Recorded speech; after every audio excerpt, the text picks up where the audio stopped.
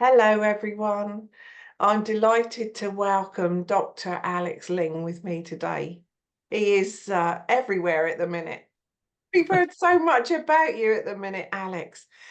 You only come into my awareness about a week ago, but you've been on with Pam now, with with AJ, with Medine in Australia. Yes. Good morning, Jackie. Good morning, everybody. Thank you for having me today. Yes, it has been quite a very busy 3 weeks. Yes, indeed. Absolutely, yeah. So I'll just tell you a little bit about Dr. Alex Ling. Born in Vorst, Germany, Dr. Alex continued his family medical school tradition of becoming a general practitioner. He quickly lost trust in the healthcare system, which was dominated by big pharma, and in the allopathic practice of treating the symptom instead of the cause. Dr. Alex has always had an interest in holistic approach to healthcare and is passionate advocate of healthy lifestyle, diet, and taking responsibility for one's well-being through knowledge, self-awareness, and spiritual practice. As a practitioner of functional medicine, he has been assisting clients in pursuing wellness for more than 2 decades. There's lots more I could read, but we'll no doubt cover this as we talk, Alex. Yes. Yes, That's a very part nice place.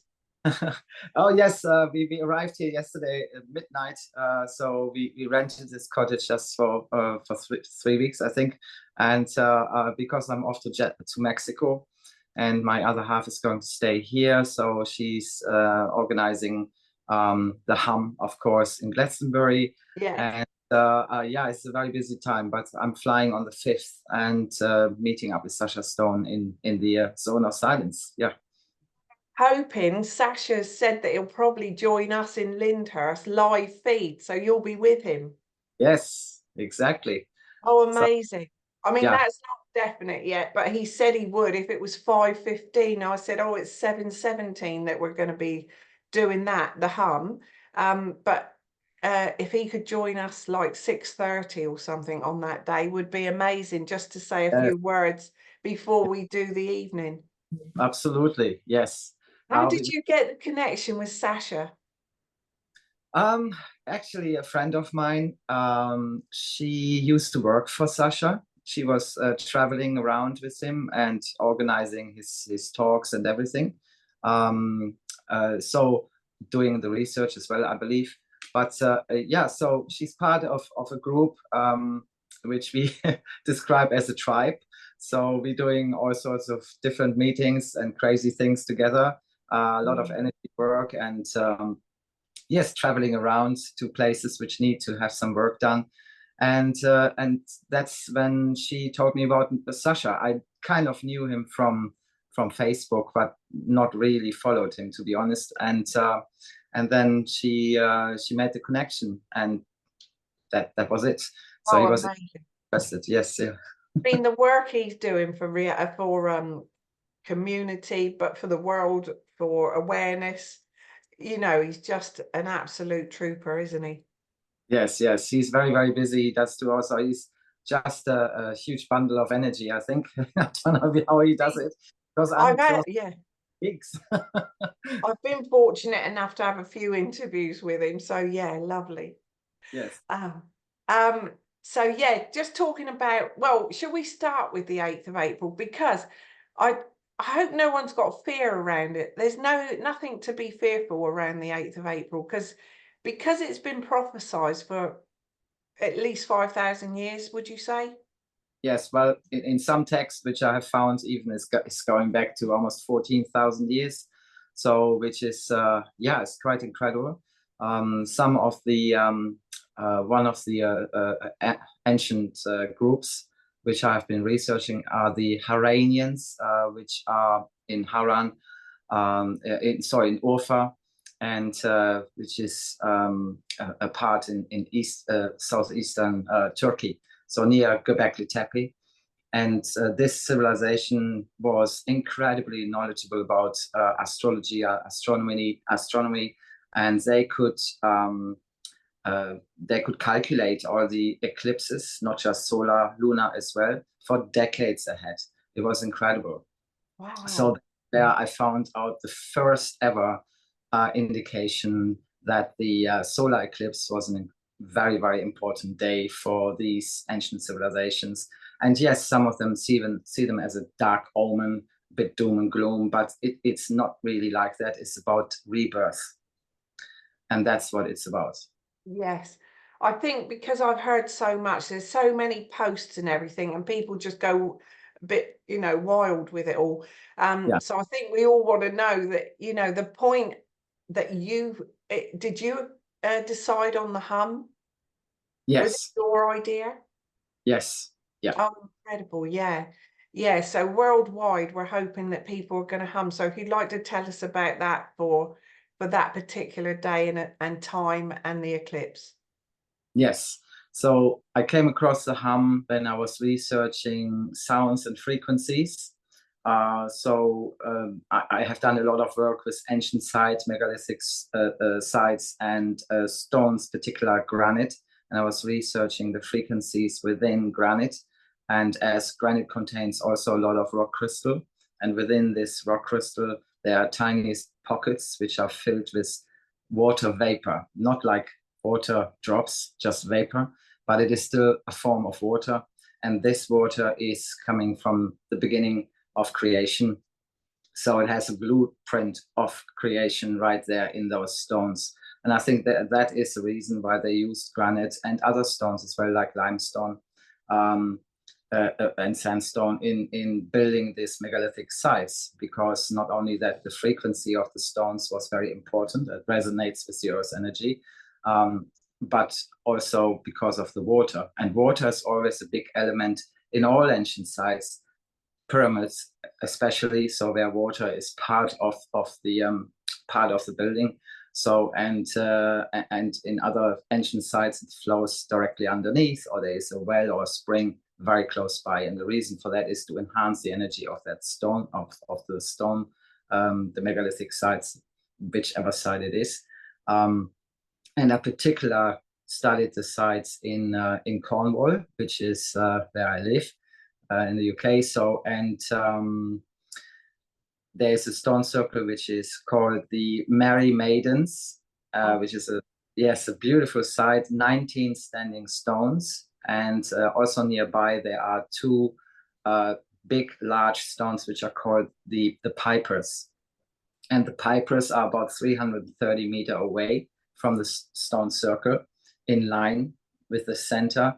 And so we did a lot of experiments there, and a lot of communication with the stone, in agreement with and very sympathetic with the energies, of course. We tapped carefully into the record of the stones using certain frequencies. So we had a real breakthrough just a few months ago, that we actually recorded a sound which came back from the stone. And not only that the stone was communicating with us, it also changed the frequency and the sound.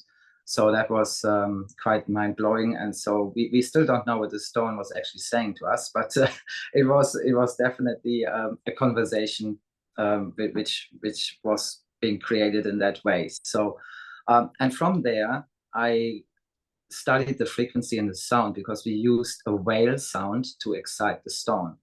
In physics, it's called excite the stone. So from there, I kind of knew that it couldn't be just one frequency or one specific sound. It had to have huge spectrum of harmonics to cover a broader band of communication. So and then through my Turkey experience in Haran, where I was researching this group, the Haranians. They of course were very much connected to the bees and the sound of the bee, which is a hum. And that's when it kind of clicked. And I thought, I mean, the hum as such is known as a tool for healing anyway. But I thought that is the sound to use, because it is so simple, everybody can do it. And it resonates instantly within us. So if you hum and you just touch your nose when you do it, you can feel the vibration going up into your pineal gland, and it goes down into your root chakra. So it completely connects us to this earth. And that's what it's all about on the 8th of the April. It's about reconnecting with Gaia.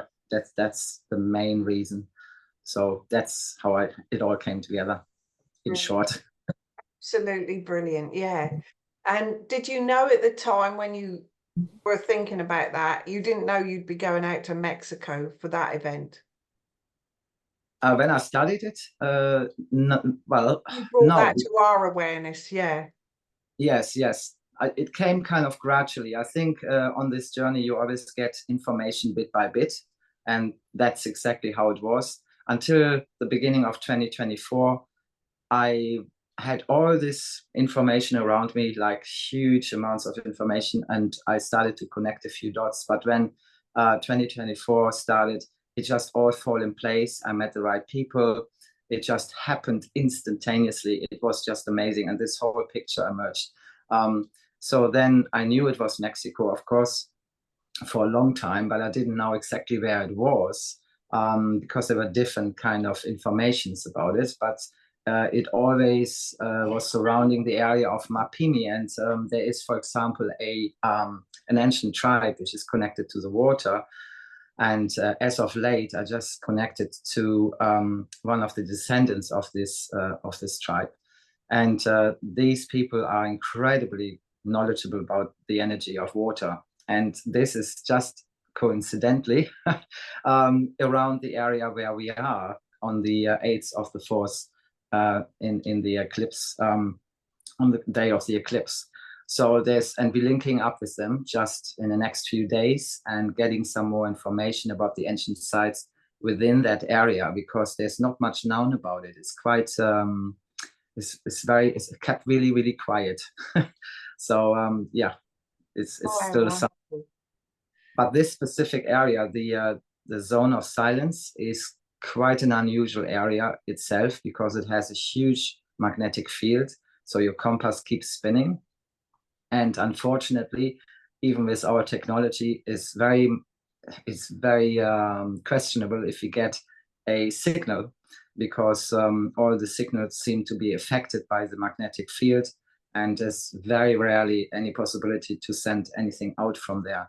There is a huge mountain in the center, kind of in the center, which looks from the top like a navel. Some people describe it as a yoni. Some people describe it looks like a phoenix, which could arise, and all sorts of different, explanations.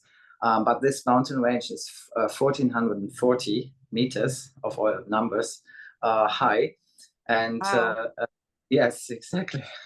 So there is a whole story connected to it. So our goal is to climb the mountain just before the eclipse, set everything up. We have Ricardo Ansel, who's an amazing scientist. He's going to come with us to do the technical side, and we're going to take a few recordings from the area as well, out of interest. We take some water samples, and if you can, there's a lot of meteorites in the area, because it's just like a huge magnet for meteorites. So they get drawn into the area. It's a haven for meteorite hunters. They go and find all sorts of leftovers from the meteorites. And so yes, it's just that the plants in the area are also mutated from this magnetic field, so they're a lot larger than usual. The colors are there's this kind of purple cacti, and all this amazing plant life which you don't find anywhere else. So it's a completely different area.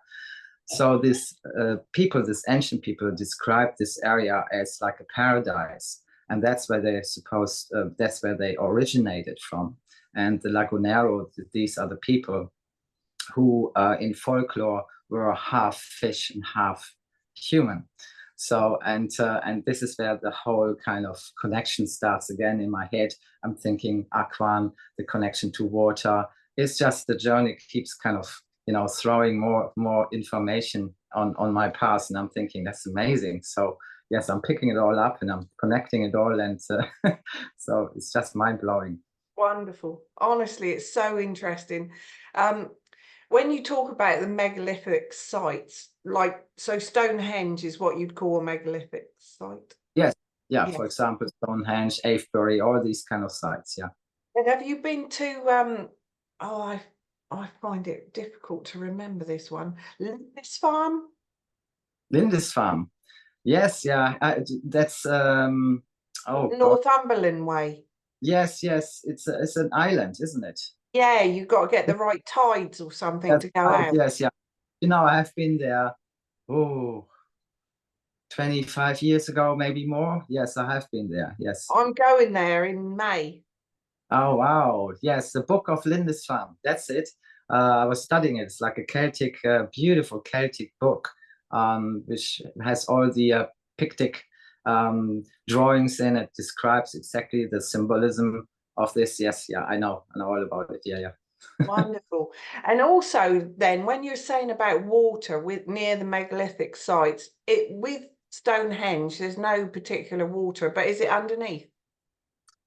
Usually the waterways are ancient waterways and they're always been underneath. Yes, that's a part of the research which I've done. So following the springs, which if there are not any springs in the immediate area, so you would have definitely some old river systems or water tables underneath. So for sure, there's always water. Oh, okay. So do you believe then that the pyramids, how were they erected? Was that sound and water? I would think yeah, I have looked into levitation and sound and vibration and frequencies, of course, and yes, it's absolutely possible. There are some people who are reconstructing this kind of things, where they're using sound and vibration to vibrational sounds to move objects, quite heavy objects. I know a Turkish guy who has moved like a 5-ton boulder just by this sounds. Not very far, not very fast, but it's a beginning to understand that this is absolutely possible. Yes, yeah, I totally on the same track with that. It wouldn't be possible otherwise. That is the thing, because the size of them and how long ago they were there. But do you agree? I've seen a video, I'm pretty sure, about that Stonehenge was moved in the 50s. That's very interesting you say that, because in my beginning, when I came here to Britain, I stumbled across a document which would say that it's not the original position and been moved. And yes, I totally agree with that. I think many ancient sites have been slightly moved for the reason that interference mainly, because the Freemasons, of course, they know exactly what they're doing. And these organizations, you know, through the centuries, had an enormous impact on the control. Of course, they were the controllers and still have been, just of recent. So and I think that is where they knew that, because they know everything about the geometry. So they know exactly that they needed to be sure that we as humans can't connect to those power points anymore. It's like a disconnection to be able to be controlled. That's why many cathedrals as well have been put purposely on these kind of enormous power points and slightly changed the resonance of the original frequency. We're awakening to that, so with intention we can overcome whatever they've done. Yes, absolutely. Yes. Yes. Marvelous. That's the beauty of it. I think we are all, it's all about connecting to the Earth's matrix. Nobody can override that. It's existing. And even if you build a huge cathedral on top of one specific point, it takes only one person to hit the right note to connect to the Earth's matrix again. So, and I think all we needed is an opportunity to have a window where we can all connect to each other. And hence the 8th of April is so important, because on that day we have 2 other events which probably occur, which is a solar maximum. We are in the solar maximum anyway. It's like a cycle over 11 years. and this is now coming into the maximum. Originally, it was calculated for 2025, but because of the frequent solar flares we are having a year ago, they kind of predated it to 2024. So, and I thought always it was 2024, because in all my ancient text documents I have, it was always 2024, which was the day or the year where it's kind of happened. And also we have a new moon. And the new moon, yes, and the new moon and the solar flare together is already quite amazing. So the artificial grid can be quite affected. So the electrons in the ionosphere are spreading out quite a lot on that, just with those two events. But then we have, of course, the solar eclipse and that kind of blows it completely out of proportion. And that's why we have a huge window of opportunity, because the electrons are really spacing out, which could mean that we lose a little bit the signal from our Wi-Fi. It might shut down some. We had, I think it was a year ago now, pretty much in Africa, where they had to ground the planes, for example, because the GPS system wasn't working because of a solar flare. That kind of thing can happen, you know. So, but it's not like so many people saying, "Oh, everything is, the world is ending." No, it's not like that, you know. So it's a new beginning. It's something which we shouldn't concentrate on the doom and gloom which is connected to this. This is our opportunity to move forward into a new world, which is our world. We're just reclaiming basically back the power which we once had anyway. So, and this is what it's all about. So nothing bad is going to happen on that day. So even if sometimes we have some earthquakes which coincide with the solar flare, and that's just physics, right? It's just the earth kind of, you know, responding to the energy. Yes. But, you know, so this kind of events happened through, you know, thousands and thousands of years. I mean, to some extent, bit stronger, bit weaker. So it's just how Earth is, and we are part of it. So we shouldn't be scared. We should be just kind of relaxed into it, and we are looked after anyway. So, you know, there's no need to kind of panic. Nothing bad is going to happen. Yeah, amazing. So your connection with Ian Walsh, because you live in Cornwall, is that how you connected? Because I mean, he's quite incredible in his healing and what he does, and you work together on the Aquan. Yes. So what I do is we have the place where we created is on his farm. So, and we do all sorts of little broadcasts together and things like that. So he's a healer, and he's done, we kind of do different things as well. So we not always stick together, but we do for fun. We get on quite well. So we do quite a few videos together. So because when we did the shop in Glastonbury and all this, so, you know, we just take some time out and do something silly. But yeah, so he's building a healing center where he is on the farm at the moment. So yeah, he's working quite hard on it, and I never seen anybody who's able to build a building in that size in such a short time, all single-handed. I think he has a few clones hidden away, to be honest, but but that is marvelous. Yeah, marvelous that you're working with him. I've done a few talks with him as well. He's a very interesting man. So aren't we being connected to the right people at the right time and for the right reasons? And oh, absolutely, I believe so, definitely. Yeah. Yes, I think there's so much synchronicity which is leading us together, and I always trust. I just completely go with it, and even if you do a mistake and you happen to get it wrong, it doesn't really matter. It's part of it. You know, many people say, why is this happening to me? Why is this such a bad time? And sometimes we need to go through something because we have maybe missed a turning, and then we went slightly in the wrong way, and we have to be redirected. And that redirection can look into, you know, can look into different, can have different effects on our life. So it's just the universe picking us up again and putting us on the right path. So, and if we are always on the right path, we wouldn't learn. So it needs to be. Yes, absolutely. Brilliant. The other place I wanted to just mention is the Tara Stone in Ireland. Have you been there? I have been there. I've been there in 1992. And I met Michael, who was at the time, I don't know if he's still there. He had a cafe just outside the hill of Tara. And so he was very, very kind. He was a lovely guy.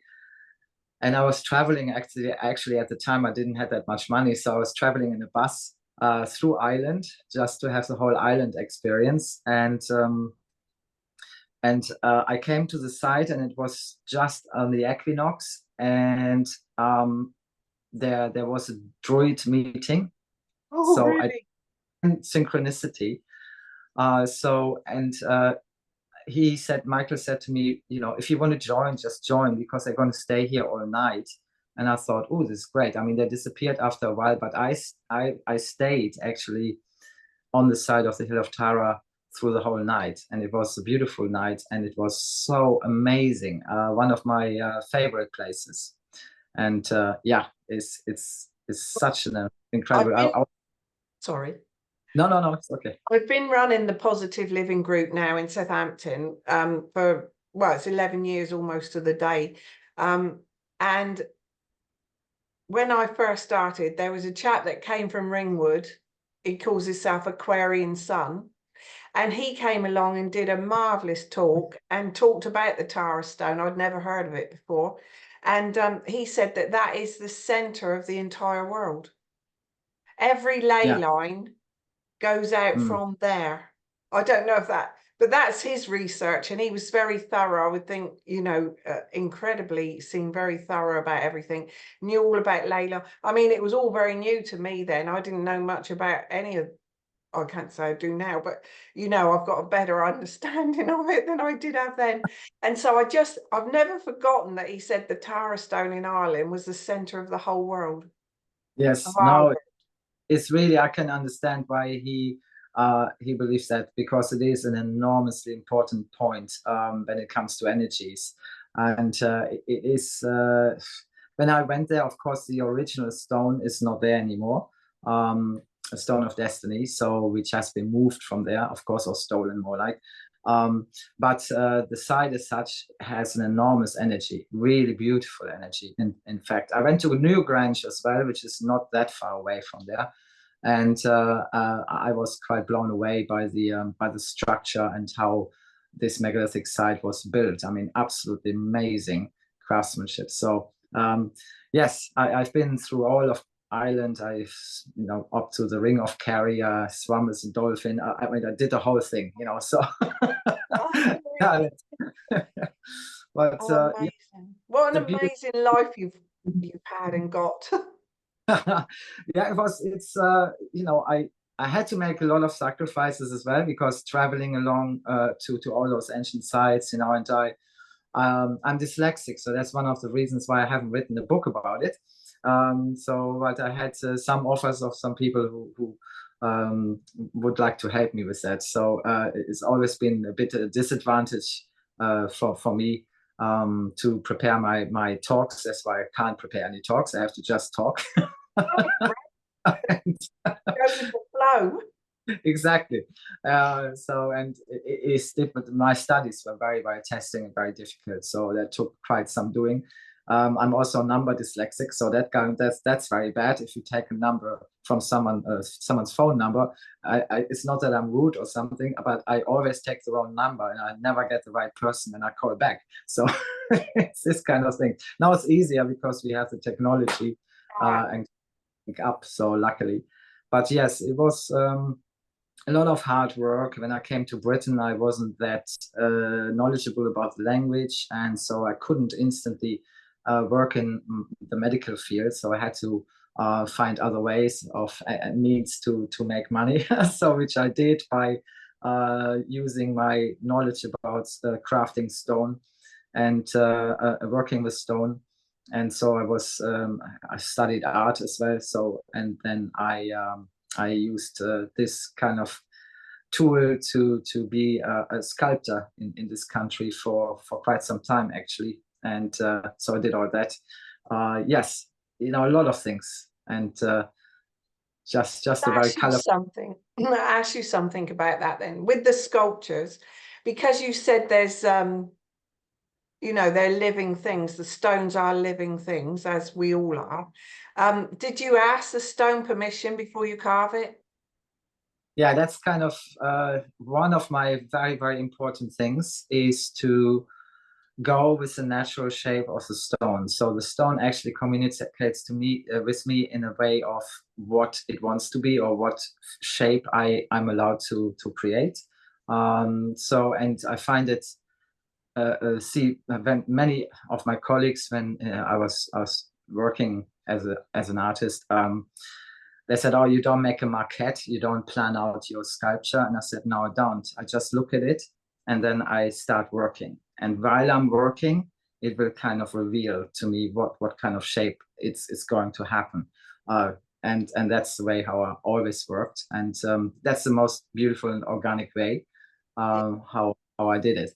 So yes, in terms of invasiveness, of course, you're changing the stone, but I try to be as sympathetic as possible with the stone.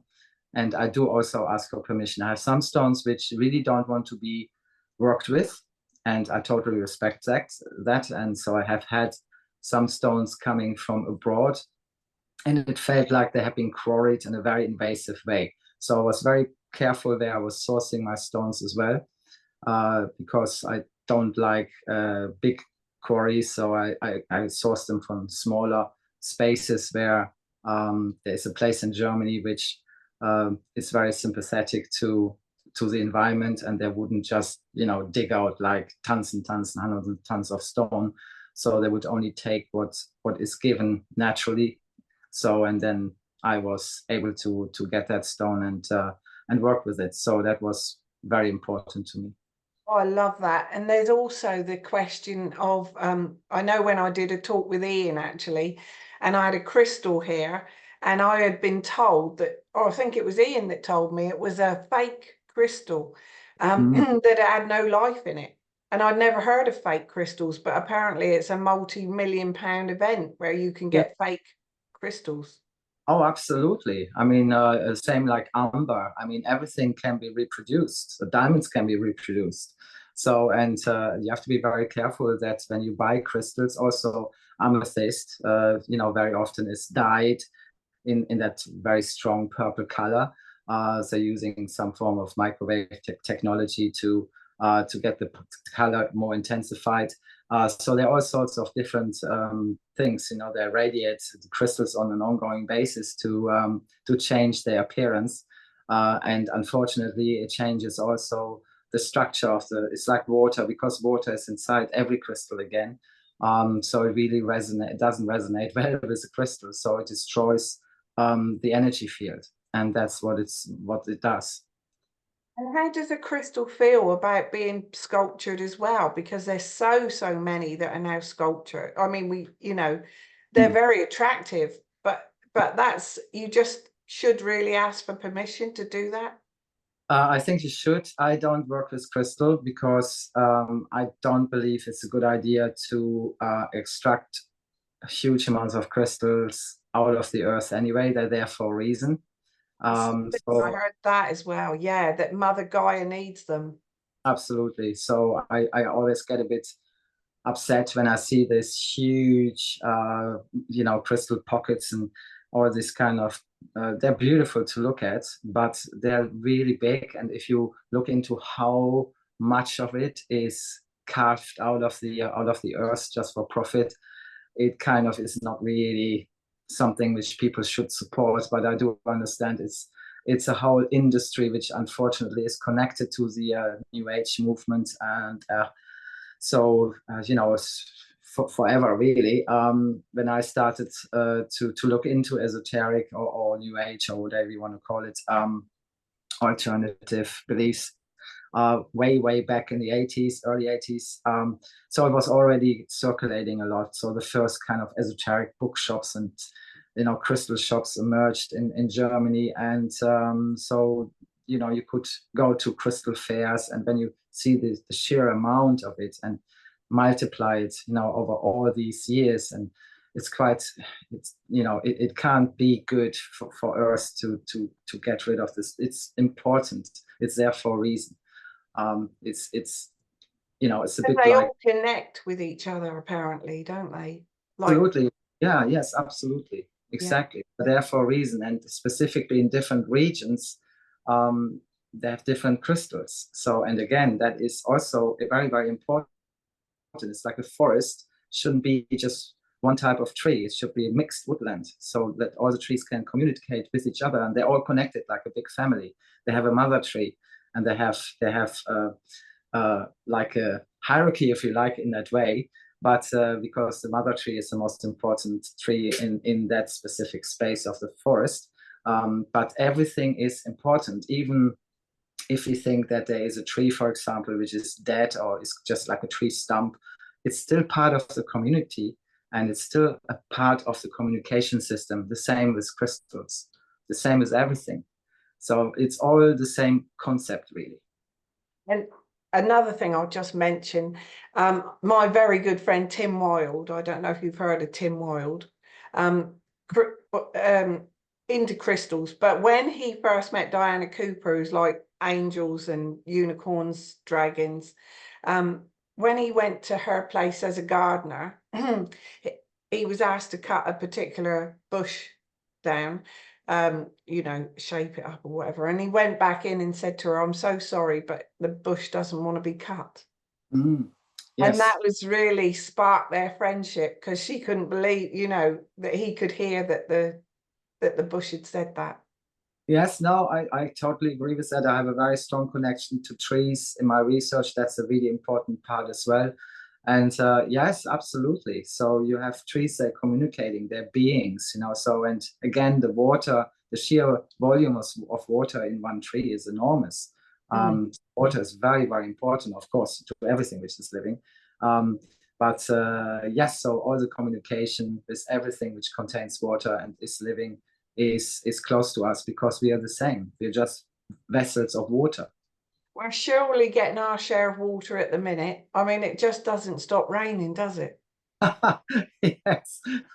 I think today we have some beautiful sunshine here in Somerset, so which is really lovely, because all you could see over the last months and months was like a gray sky, and I think that was done purposely as well, because so many people are vitamin D deficient, which is such an important part of our immune system.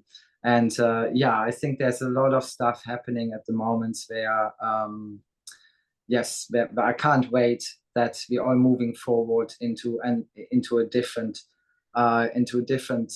principle of living together. So that is really kind of a really important point, and people need to understand that they need to take responsibility for themselves as well.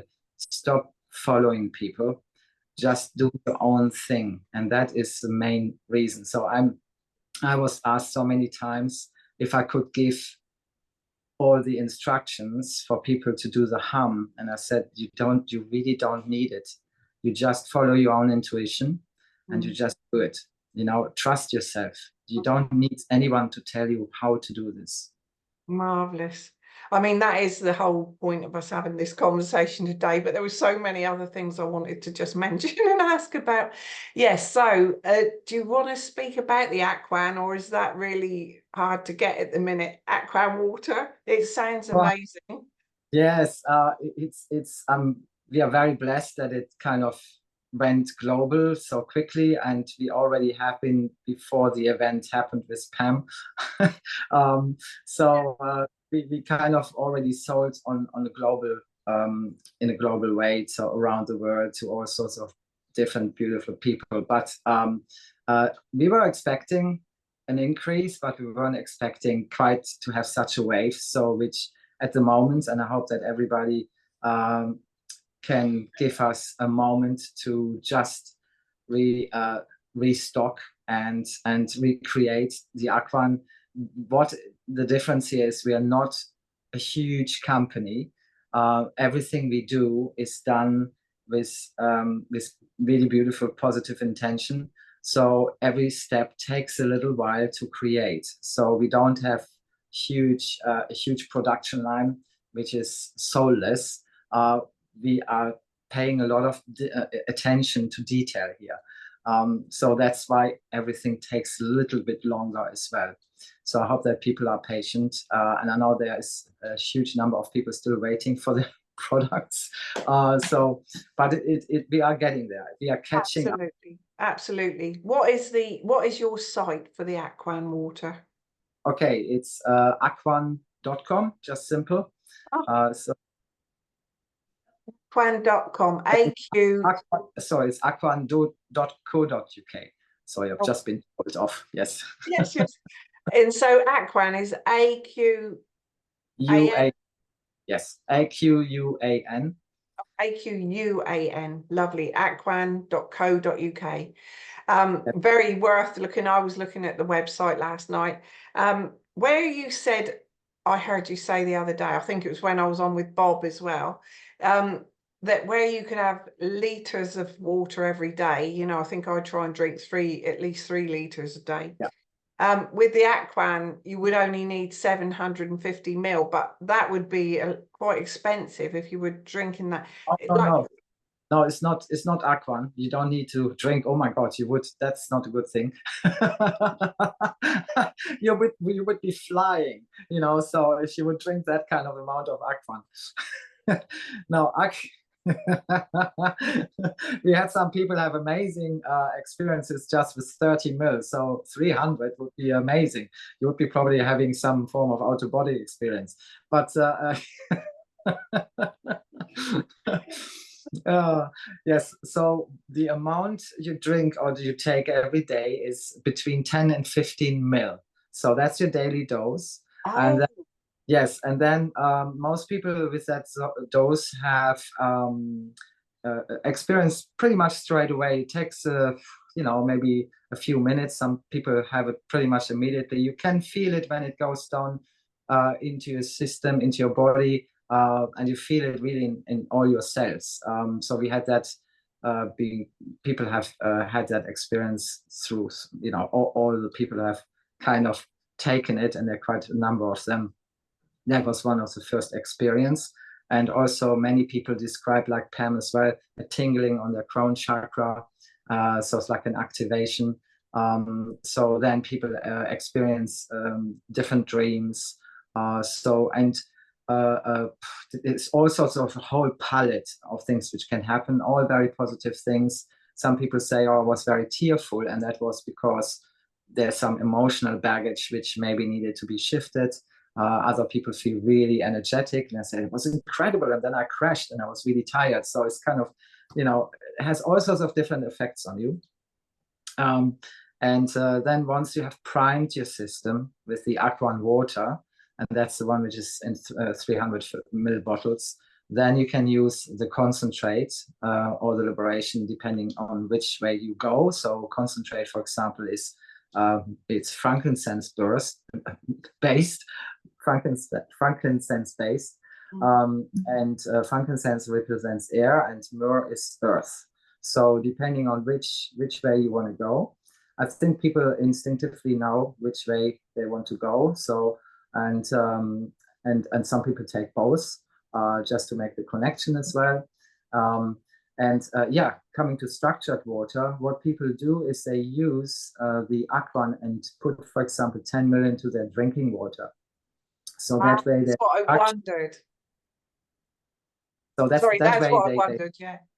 Yes, and that way they structure the water, and then they don't need as much water of the day. But you need to still have a good source of water. That doesn't include tap water. Water doesn't. Yes, so you need to have some good water. Please do not buy water in plastic bottles, because that's not good either. If you can get hold of glass bottled water, then that's the way to go. So there are some companies who offer that. they're a little bit more expensive, or just go to a local spring, but be sure that the spring is okay and fit for drinking. So because some springs run over the land of some farms, and that wouldn't be a good thing. It would make you sick. So, but usually in every area there is a spring where people go and collect their water, and if you just ask some people, then they can say, oh yes, I go to this spring or that spring, and that one is okay and that one isn't. So it's just like, again, a bit of networking. I mean, And I do have a filter. That's all. I have a filter, but I do write the word love underneath it, and I've also got a grander water. I don't know if you've heard of that, but there's like, they do a stand and it's got a coil inside, and that's supposed to be very good for the water. So on top of the filter, putting it on this coiled piece of wood, but also having the word love underneath it. absolutely, exactly. Intention is really, really important, and you can remove certain toxins by just doing that. So if you really don't have any access to good water, you can also use distilled water. And that's not living water, but you can bring it back into life by using Celtic sea salt, for example. And that kind of regenerates the water. So there are all sorts of different things you can do. There's a lot of information on the internet, but don't go and buy something which is horrendously expensive, because there are simple ways of doing it.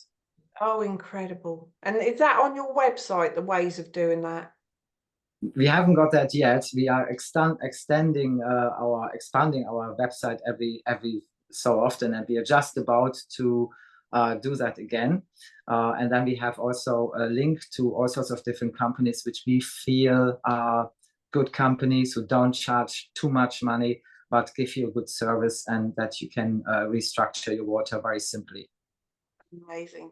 So I know there's a meeting in Glastonbury. It doesn't have to be a meeting, but we've got a meeting in the New Forest at the Lyndhurst Community Centre. We've booked a room for that evening, the 8th of April, 7/17, 2024. Yes. At 7:17 p.m, but it starts at 6:30. Yeah, with a few ideas of what it's going to be about for the evening. So, you know, a gathering for the hum. And lovely Bob is going to bring some of the Aquan Water for us all to have a taste. So yeah, he's incredible, Bob. I mean, he's really the source of the connection to Pam in that respect. So he came. Yes, we just kind of almost stumbled together, one of these synchronicities, and I felt immediately linked to Bob, and I said, Bob, just come over and we have some food together. And then we had a really good talk, and it just kind of all happened from there. So yeah, he's amazing. He's so driven, such a gent. Yes, yes. Honestly, when I met him, that first time, I know I said it the other night, but you know, Warren was issuing the schools because they were giving children something they probably certainly didn't need, and parents would not have wanted them to have. And we were just letting the schools know that they would be responsible if anything untoward happened. And so Warren went in, but Bob was dressed like a lawyer. He absolutely looked so smart. And that was the first time I met him, and he was videoing the whole thing so that nothing could be said that we didn't say the wrong thing or anything. It was incredible. Yeah, lovely, lovely man. He's very driven, and I like that. I really respect that, and I think this is the kind of these are the kind of people we need to make changes. And you know, so I think people get so used to just sitting behind the computer and not getting actively involved in anything. So, and I think the good thing is that we now have a lot of people through the hum as well, to get out, go into nature, just connect with Earth, just get away from all these devices, and just, you know, look around you again, see where you are, see what your planet actually looks like, you know, and connect with nature. Get your family out there, bring your children into nature, take their devices away, you know, so they don't need it. They will survive it for an hour or two, you know, just take them somewhere where they can reconnect to Earth. So I think that's really important. Just goosed as you said that. I mean, it's so true. It's so needed. Alex, thank you so much for giving me your time this morning. I know you're so busy. Everyone wants speak with you and see you. So yeah, thank you so much. Thank you for everything you're doing. And I'm looking forward to the 8th of April. Pleasure meeting, talking to you again. I've met you before. So yeah, but even so, not like this. So thank you. Thank you so much, Jackie. Okay. Thank All you. the best. No doubt we'll speak again soon. We will. Thank you. Thank you. Bye.